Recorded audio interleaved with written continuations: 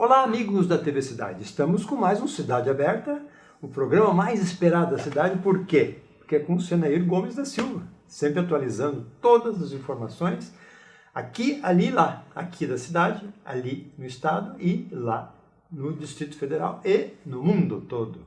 E daí, Senair, começamos com a popularidade do Bolsonaro, que cresce a cada dia mais, conquistando fatias do eleitorado PT?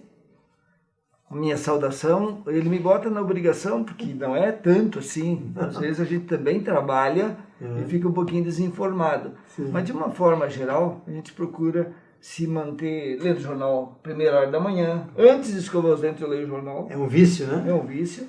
É saber o que está acontecendo. Depois a gente assiste aquele canal Coronavírus, que eu digo assim, será que o Corona chegou no Brasil? E ligo a TV, Corona. Tem um jornal do Brasil que, se você tirar Bolsonaro e Corona, fica boa noite inicial e boa noite final. Que é Globo. Porque é só o que se fala. E eu acho que nós temos tantos outros assuntos, até porque eu não quero dizer, Glacir e quem nos acompanha, que não é importante falar sobre coronavírus, sobre a pandemia, é importante também, até pelos estragos que causou para a nossa economia, para a nossa gente, e cada morte é uma morte. A gente, infelizmente ou felizmente, todos nós vamos. E nenhum familiar gosta de perder o seu ente querido. Não é por gosto, mas é natural. Uma coisa que me chama a atenção, foi bom você falar esse tipo de coisa, que eu lembrei de uma que eu não tinha lembrado de falar hoje. Eu estive pesquisando sobre as mortes no Brasil até o mês 7, até 31 de julho, 17 para 18, 18 para 19, 19 para 20, os 3 últimos anos. 13 ponto alguma coisa, 17 para 18, 18 para 19, nesse mesmo período, 13 ponto alguma coisa, aumentou o número de mortes, e de 19 para 20, apenas 6,34. Ou seja, a metade. Ah, é morte por pandemia? Não sei. O fato é que na pesquisa que eu fiz, e eu gostaria de estar equivocado, eu gostaria de dizer assim, as mortes, concordar com as pessoas que estão apavoradas, as mortes no Brasil aumentaram. Infelizmente ou felizmente, o Lula disse, ainda bem que veio a pandemia, porque o Brasil se desmancha mais um pouco. Bem ao contrário, gente. Bem ao contrário, o efeito, se alguém plantou pandemia no Brasil esperando resultados positivos para uma oposição destruidora, vamos chamar assim, que quem quer destruir o Brasil é quem quer uma pandemia para dentro do nosso país. Claro. Nós queremos a cura. As pessoas de bem querem a cura, querem que o Brasil vá bem. Quando ele disse que ainda bem que veio, ou seja, que vai bagunçar, bem ao contrário. Reuniu forças, e nós, brasileiros de bem, reunimos forças, reunimos coragem, reunimos tudo que precisa diante de uma guerra, né? Já que o cenário é de guerra, nós temos que nos preparar para encarar essa guerra. Isso aí. E os resultados são muito positivos. Muitos. Em todas as áreas, né? A gente percebe que tem alguns setores da economia que ainda estão sofrendo. Quando alguém disse lá no início que morreria mais CNPJ do que CPF, acertou. Previsão. Hoje nós temos mais de 600 mil CPF baixado. E o número de mortes? 115. 115, bota, número redondo. É claro que nós temos que lamentar 115 mil mortes no Brasil. Pela pandemia ou creditada na conta da pandemia. Esse é um problema que ainda não está esclarecido e nem vai ser. Mas o que tem de investigações que a gente sabe, da Polícia Federal, de outros órgãos de controle, TCU, Ministério Público, investigando principalmente as grandes cidades, o que foi de dinheiro gasto na saúde e o que foi dinheiro para bolsos indevidos, como diria Jânio Quadros, durante a pandemia. A bandidagem continuou. E se falar em bandidagem, o Rio Grande do Sul aumentou o seu número de crimes violentos nesses últimos dias agora. Que até isso a pandemia tinha conseguido diminuir, acidentes foram diminuídos, assaltos foram diminuídos. Os fluxos de gente na rua, né? Agora voltou o fluxo de pessoas circulando, voltou uma vida praticamente normal, agora nos últimos dias. A população praticamente assimilou essa fase ruim, né? Sabe que o pico finalmente aconteceu. A tendência é de baixa. Eu continuo higienizando minhas mãos, continuo usando a máscara, em lugares livres não uso, tipo caminhar ou fazer qualquer coisa, não uso em lugares que não tenha pessoas perto, Claro. acumulado de pessoas, mas seguindo os protocolos. É isso aí. E não sou só eu percebo que muita gente está fazendo isso. Então nós vamos voltando a uma situação de normalidade. E isso fez com que Bolsonaro e seu governo, que o Bolsonaro é o que menos governa, se a gente analisar as decisões dele, caçadas pelo Congresso ou caçadas pelo Supremo. Decisões de Bolsonaro estão cada vez mais escassas. Ele continua presidente, continua presidente, mas quem manda na economia se chama Paulo Guedes. É isso aí. Quem manda na infraestrutura se chama Tarcísio Gomes de Freitas.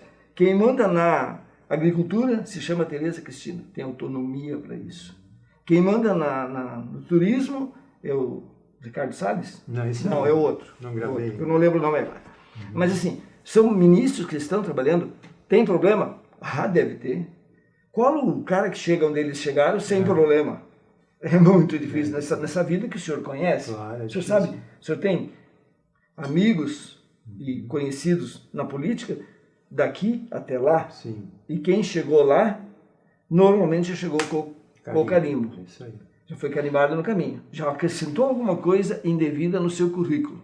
É raro aquele que não tem o seu currículo manchado. Com certeza. Isso é raro. Então a gente sabe o quanto isso é difícil.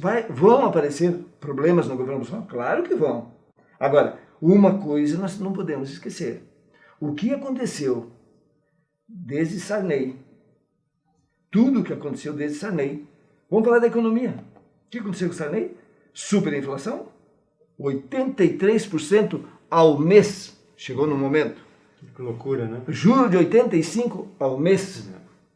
Aí saiu Sarney, veio quem? Fernando Henrique. Primeiro foi o Collor. Collor. Deu no que deu.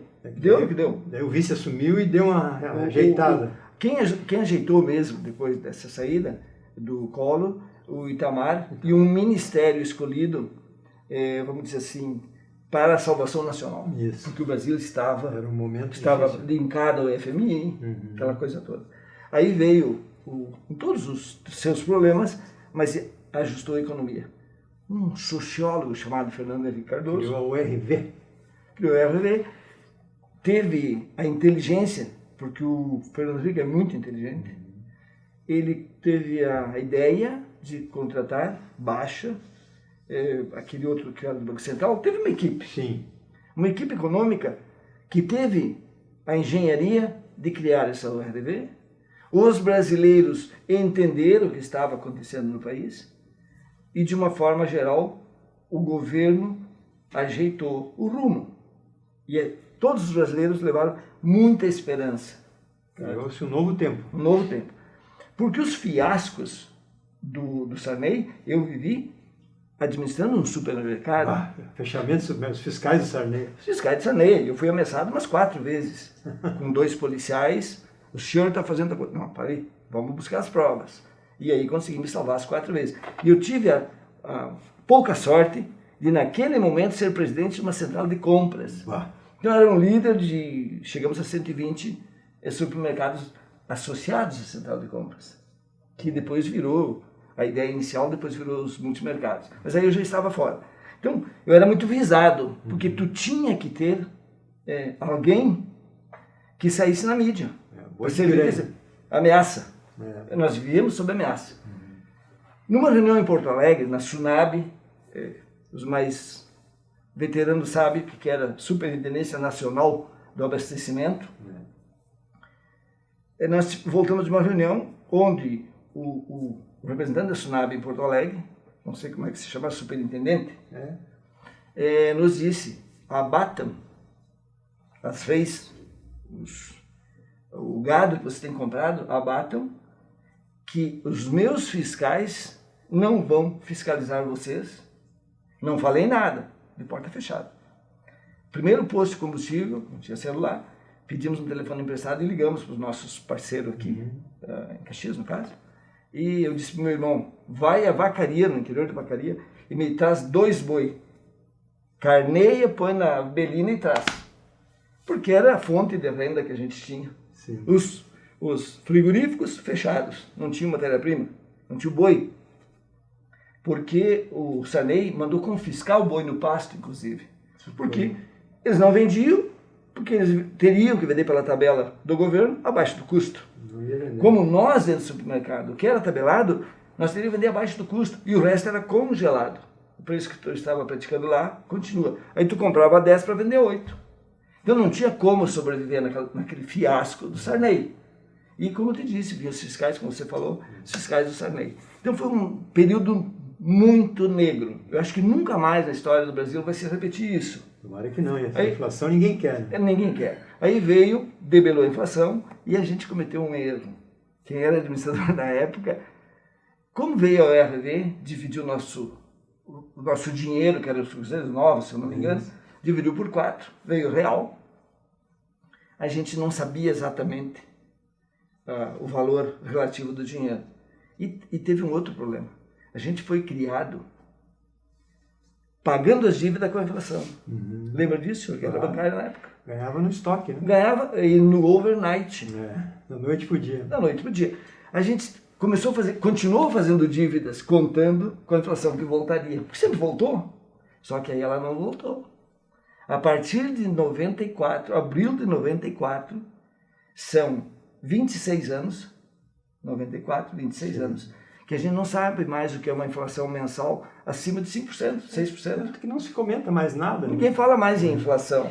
Lembro que em 99 houve uma ameaça muito forte, onde o Fernando Henrique, enquanto presidente, deu uma desvalorizada no real, de uma hora para outra, e a inflação já estava batendo em 5% a 6%. E ele tomou uma atitude radical e quase me quebrou. Porque aí você tinha um juro bancário de 2,3, 2,5 ao mês e foi para 6%. Não sei se o senhor estava ainda no sistema financeiro. Não, já tinha saído. Foi para 6%. E o juro não é o problema é quando te falta o crédito. Claro. Então houve uma dificuldade muito grande e como a gente vinha acreditando na inflação e ela não vinha, a gente vai estocando dívida. Claro. Vai tendo cada vez mais dificuldade. Então, até a gente se convencer que tinha que trabalhar dentro de uma outra realidade, que a inflação não voltaria mais, demorou muito para quem tem esta cultura. Hoje é o contrário. Hoje, se você der prazo, você vende qualquer coisa. Isso aí. Porque o juro é inimaginável.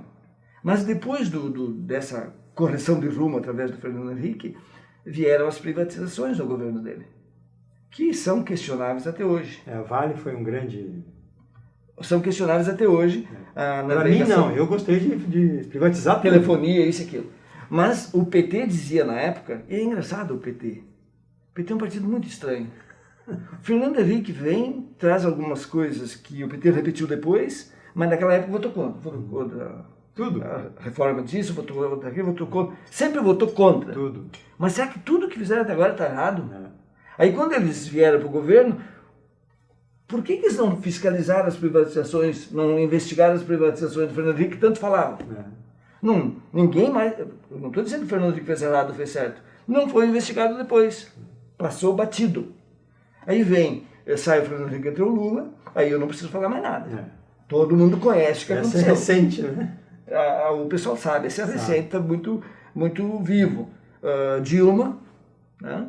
E aí o pessoal fala, mas o Bolsonaro fala besteira. Então eu digo sempre no Facebook, é uma maneira de brincar. Sim. Não é que o Bolsonaro é ruim, é que os últimos foram muito bons, foram acima da média.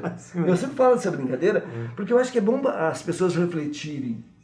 Eu acho que nós temos que refletir, fazer uma análise sem cores partidárias. Esse é o problema. É como eu falo de futebol, eu quero ver bom futebol. Não pode ser do Grêmio ou do Inter. Eu quero ver bom futebol. E eu quero ver o Brasil andar para frente. Jogo jogado. Se for o Lula voltar e fizer um bom trabalho sem roubar, eu vou aplaudir ele. Esse não volta. O PT já assumiu publicamente que eles não vão fazer nenhum prefeito nas grandes capitais. Eles já assumiram isso. Eles sabem que eles estão negros, né? Eu tenho meus medos.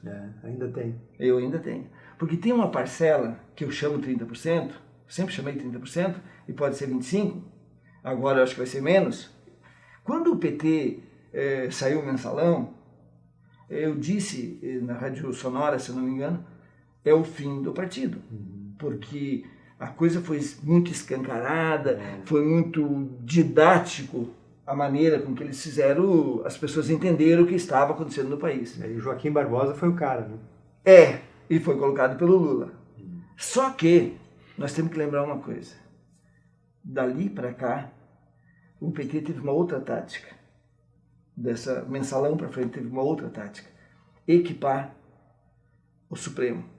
Que se você pegar uma análise, eu dá vontade de chorar falar isso, mas você pegar o currículo de cada um dos ministros do Superior, guardiões da nossa Constituição, Supremo Tribunal Federal. Aquele cara que roubou um processo, o outro cara que deu decisões favoráveis a Barata Filho do Rio de Janeiro, todo mundo sabe quem é. No Rio de Janeiro, um país, eu sempre falo país, um dos estados mais ricos da Federação em termos de arrecadação dos postos do petróleo. Sempre de pires na mão em Brasília, porque todos os governadores roubaram. É só olhar, todos. E aí vem os prefeitos também, se acostumaram. Vem os deputados estaduais do Rio de Janeiro. Aí estão falando do Flávio Bolsonaro, fazendo pesquisa, ainda saiu agora essa pesquisa do dinheiro que ele depositava na conta e sacava, do chocolate. Todo mundo sabe que o chocolate não dá esses valores. Todo mundo sabe que ele estava na rachadinha. Quem não sabe que Flávio Bolsonaro estava na rachadinha? Agora, o que me irrita não é dizer em todo dia, mas é ele mais 99. Isso aí. Então, assim, por que é só o Bolsonaro? Não, 90%, segundo um jornalista respeitado do Rio de Janeiro, 90% da Assembleia, os deputados praticavam a rachadinha. Então, peguem o Bolsonaro, tem que pegar, Flávio. Doa quem doer. E peguem os outros também. Todos. Agora, não vão querer me botar só o Bolsonaro na cadeia, se merece tem que botar, e deixar todos os outros continuar com a rachadinha. Aí é errado. E eu não vejo movimento nenhum por isso. Então, se você olhar, o país foi chegando num ponto, se você olhar a nível nacional, foi chegando num ponto sem saída. Aí me elege o Bolsonaro. Por quê? O último suspiro. Era a última esperança. Nós já tínhamos experimentado tudo. Aí vem um cara com 20 e tantos anos de parlamento. Nem um projeto aprovado. Por quê? Porque o Joãozinho do Passo Certo. Nas comissões, sempre foi voto vencido. Quando participava de uma comissão. Então, se a gente analisar o histórico, vamos dizer assim, nós brasileiros comuns, que não somos cientistas políticos, não somos analistas de currículo. Não, cidadão. Nós somos um cidadão comum. Nós vamos lá e voltamos neste cara, que era a nossa última esperança. Fazer a mudança, realmente. Era a única forma. Agora, não é com a Haddad que nós tínhamos a ter esperança. O cara que ficou 8 anos na educação e a gente vê a cada ano, nas pesquisas internacionais, cada vez pior. Nossa, a gente vê. Perdendo para Burkina Faso. E aí aquele rapaz da Gaúcha falava sempre no Burkina Faso que era o último país da educação. Mas com relação ao Bolsonaro, essa fatia que ele está pegando no Nordeste é o 13º do Bolsa Família, é os R$600. Não é só isso. Não é só isso. É a água. Bom, primeiro, a água, depois de 30, 40, 50 anos, não sei, que vem botando dinheiro para levar água, o dinheiro foi muito mais do que água. Exato. Né? E outra, a qualidade da obra é muito ruim. Imagina. Ela vai ter que ser refeita. Muitos trechos serão feitos. Sim. Porque o governo se preocupa em pagar. Porque qual era a ideia e a prática do governo anterior? Paga que o meio está garantido. Agora, quem fiscaliza? Quem peita uma Odebrecht, qualquer outra? Ninguém na época, né? Ninguém peitava. Fez, está feito, paga e depois vamos ver quanto vai durar. Não havia uma fiscalização efetiva sobre as obras. O importante eram os valores, os aditivos. Cada aditivo desse era uma comissão. Então, hoje, até que se sabe, existe até, é bom que se fale, alguém que vai para a beira da estrada, essa nova que foi feita, asfalto enorme, feito pelo Exército no norte do país, com a maquininha cavando o asfalto para dizer que o asfalto não é bom. Então, tudo que a gente imagina de banditismo, tem gente pronto para fazer. Será que detonaram a barragem lá do desvio lá que fizeram lá no Nordeste. Como desvio? Essa obra grande foi inaugurada agora, teve um vazamento lá, muitos dizem que foi uma explosão, que retiraram 2.000 pessoas até da região. Da região da obra. O que a gente sabe, não tem como confirmar. Muitas notícias chegam e tu não tem como confirmar. É difícil. Então fica difícil você chegar afirmando que é isso. O fato é que já mostraram, através de vídeo, pessoas assim que não são de governo nem da oposição, pessoas comuns, que embaixo da obra da transposição do Rio São Francisco já tem vazamento, que eles fizeram com uma lona preta e coisa muito mal feita. Mas o fato, a água está chegando. Exatamente. De uma forma ou de outra, mas está chegando até lá agora. Aquela 163, se eu não me engano, que todo ano era manchete, aqueles caminhões, um puxando o outro, e máquinas puxando no atoleiro, 50 quilômetros. Está pronta? São quantos anos? E essa recepção que ele teve no Nordeste, tu acha que o povo está... O povo está entendendo. Está entendendo. Eu ouço vídeos do interior do Ceará, que o Ceará é um estado diferente, que o Ceará comandado pela família Gomes, Ferreira Gomes, é bom que se diga, dos Círios e companhia, eles sabem muito bem dar a migalha para o povo. Sim. Só que hoje... Coronéis antigos. Coronéis, na Bahia com Antônio Carlos Magalhães e sua descendência, assim vai. Hoje, o cearense do interior, nós gaúchos aqui, temos o mesmo acesso à informação. E hoje, para se comprar um celular, não precisa de dinheiro. Não. O que acontece? Esse pessoal está informado. A informação chegou a todos os rincões. A energia elétrica, e o Lula fez um programa, Energia para Todos. Claro, foi mais uma forma de fazer uma obra grande e sobrar uma boa comissão. São diversas formas. Mas o que a gente tem que analisar, mais do que a forma, é o resultado. Claro. Como a gente analisar a forma e o resultado da Copa do Mundo. Outro dia eu estava pesquisando sobre o resultado da Copa e sobre o legado da Copa. E eu achei muito engraçado, porque os estádios de futebol, além dos aditivos, que foram enormes quantidades de dinheiro para os estádios, eles estão praticamente abandonados. Aí eu fui para o resultado da Olimpíada, 2 anos depois. Pior. A Olimpíada foi pior do que a Copa. Em questão de legado e resultado. No Rio de Janeiro tem algumas construções já estão sendo demolidas, que era para servir para tal coisa, não é isso. Onde está o metrô de Porto Alegre? Vamos falar de nós aqui. Não existe. Ficou pronto aquele viaduto Bazembe ali, que é aquele M perto do Inter, muito depois da Copa. Então, se a gente perceber, o dinheiro que foi rasgado seria, vamos botar assim, a opção para a saúde, para a educação, para a infraestrutura do país. Não precisaria os hospitais de campanha. E aí vem aquela desculpa. Olha, o número de turistas que vão visitar o Brasil. Eu fui investigar qual foi o aumento de turista no ano da Copa. Quase 10%. Foi bom? Depois voltou ao normal. O que era antes passou a ser igual. Quer dizer, o ano da Copa veio turista, mas no ano da Copa. Depois continuou igual. Então, não houve uma compensação efetiva do fluxo de turistas internacionais. Pelo contrário, que tem de brasileiros saindo para fora para fazer turismo, que diz que é mais barato lá do que aqui, para fazer turismo. Para eles, no governo, não importava isso. Né? Eles sabem que... Não, o resultado era outro. Era o bolso. Né? E aquela história que o Lula sempre dizia, que ele queria ser um líder mundial. Então, quando o Barack Obama disse que ele era o cara, ele acreditou, ele tinha certeza que ele era. Ele pensava que era o cara. Quando o Barack Obama falou, ele passou a ter certeza que era o cara. E se a gente pensar na eleição americana agora, lembrando disso, sim, a eleição americana está totalmente aberta ainda. Acho que o Trump não renova. Não, acho que ganha. Ganha porque o americano é um povo... Eu não gosto de americano, já disse isso aqui mais que uma vez. Eu não gosto. Eu admiro os americanos. Eu admiro a inteligência deles. Agora, eles têm algumas práticas mundiais que eu não estou questionando. Né? Eu não estou questionando se é a melhor democracia do mundo. É a única que funciona bem. Muito bem. Se eles têm uma constituição enxuta e ela funciona por isso, eu não sei. Eu não sou um estudioso do assunto. Agora, é uma democracia que funciona bem. Muito bem. É um povo que, vamos dizer assim, os Estados Unidos da América é a nação que mais deve para o mundo. Sim.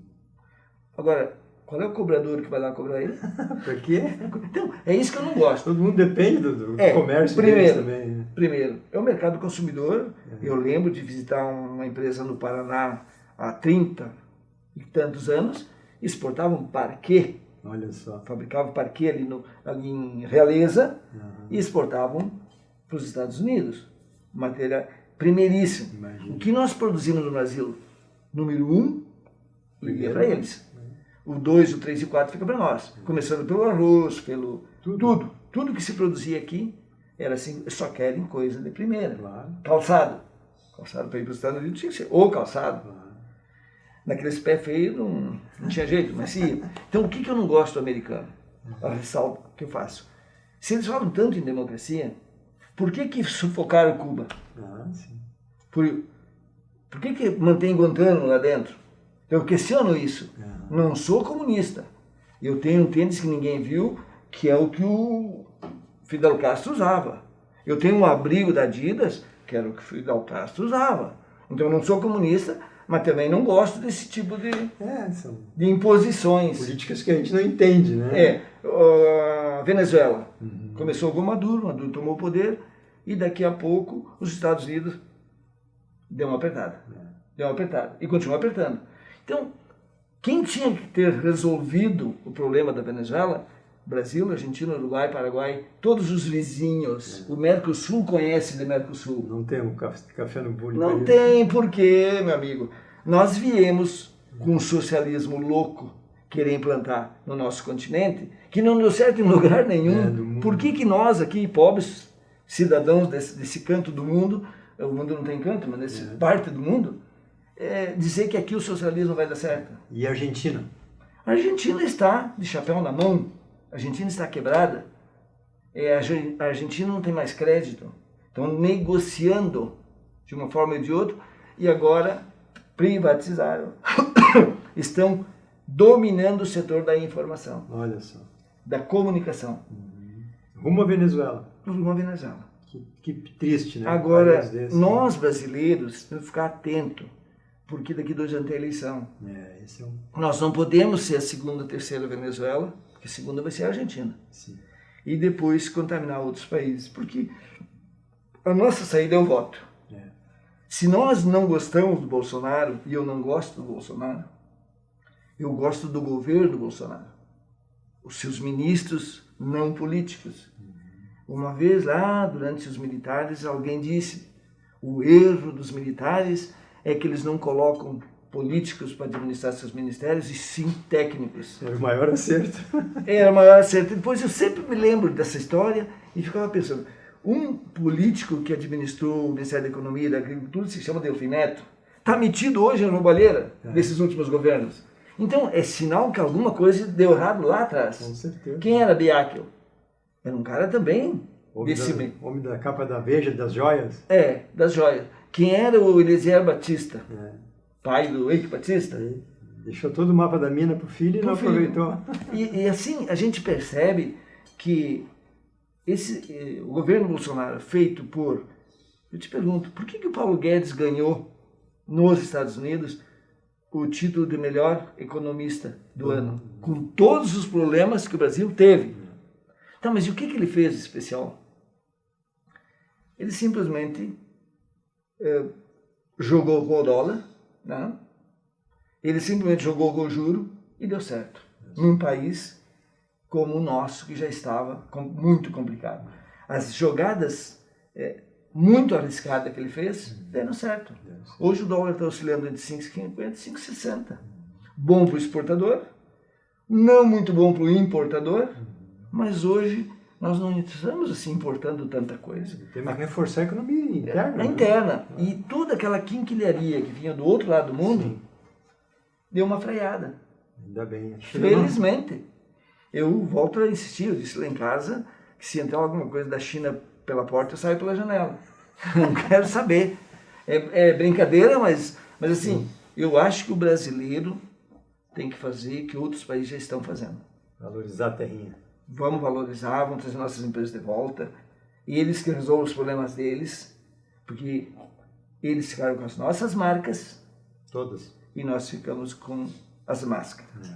Então eu acho, Glacier, que está na hora da gente ser mais bairrista, mais patriota, porque aquela história de queimar nossa bandeira em praça pública, nós não podemos concordar. E querer fazê-la vermelha. Nós não podemos. E local, como é que tu está vendo a política local? Vamos ter renovação? O que tu acha? Como Eu tenho assistido um pouco de longe, mas converso com as pessoas. Converso bastante sobre isso. E o que eu tô... É meio cedo ainda, mas está fervendo, né? O senhor está no meio aí, o senhor sabe que está fervendo. E é coligação daqui, oferta ali, eu te dou uma secretaria, eu te dou... como sempre foi. Que coisa, né? Continua, sempre.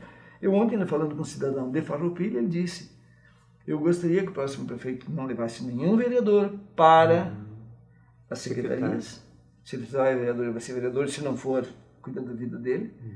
E aí eu disse para ele, mas historicamente, o cara que perde a eleição, mas ele conseguiu o voto para o prefeito dele. Então, tem uma certa obrigação de colocá-lo no serviço público. Isso não é o melhor indicativo. Não é o melhor indicativo. Estão surgindo muitos nomes novos, uma renovação da lista de candidaturas a vereador. E atuais antigos estão dizendo que não vão, o que é boa a renovação. Muito bom a renovação, só que aí vem um detalhe. Esse pessoal que está entrando não tem a prática política. Muita gente nunca fez política. E eu defendo a prática política. Eu acho que se você entender a política como o bem de uma maioria, a política para fazer o bem, eu acho que a gente tem que praticar mais. Eu me culpo, eu sou de uma geração que não praticou. Aí você vai entender de uma negociação política, que é feita com negociações, de alto nível e não por baixo do porão. Sim. Nós podemos fazer uma negociação política aqui na frente das câmaras. Claro. Eu digo que eu penso... Transparente e coletiva, né? Se alguém se achar que a gente está errado, entra no circuito, participa, dá a sua opinião. Eu acho muito legal isso. Acho bom a discussão pública fazer desta ou desta maneira. Não existe só um caminho. Agora, se a gente parar para pensar em termos de majoritária, nós temos aí 4, 5 potenciais candidatos.